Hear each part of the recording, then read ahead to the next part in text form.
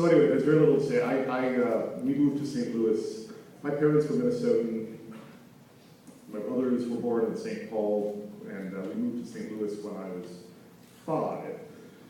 And I did grow up in Webster Groves, and it was chosen because it had great schools, which would therefore save my parents from having even to think about spending money on a place like Burroughs, because we had excellent schools right there for free. So I did all 13 years of my primary education in Webster Groves, had a great time, and then went away to the east and essentially never came back.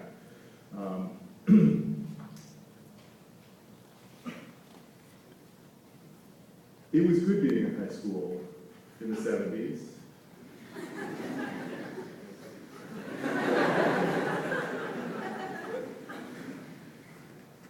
New paragraph. It was actually less good being in college. I had this kind of magical high school experience in hindsight. I've actually had a lot of friends, which makes me, among all the writers I know, like the only one. Normally, it's an almost necessary condition of growing up to be a writer, that you've had a miserable adolescence, and particularly with my friends in high school.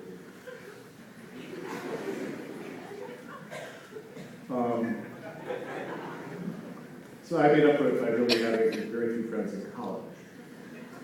And everything seemed to get much worse for 3 years there. But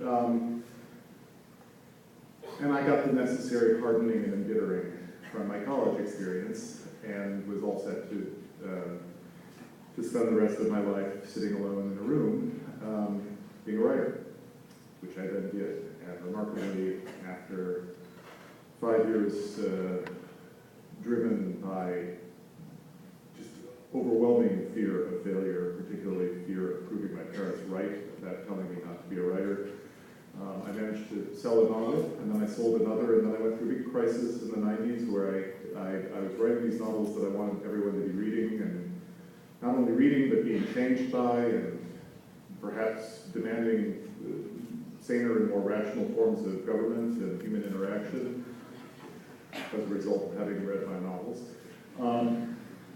And when that had failed to happen, I had a bit of a crisis. So spent the 90s really figuring out some new way to relate to people, and to new way to think about what a reader is and what a writer is. And I was doing it very sincerely, although the essay that I wrote as a result of that search, which I call Why Bother, and was in Harper's Magazine, it really is an investigation of why people read serious fiction, and why people might write it, and why people might continue to write it in an age that seems to be forgetting about it. I did that sincerely and felt I learned how to proceed.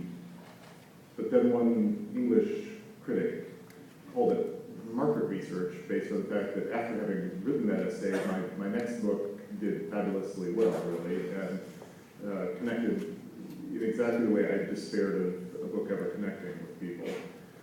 So it says maybe I was doing market research, but now my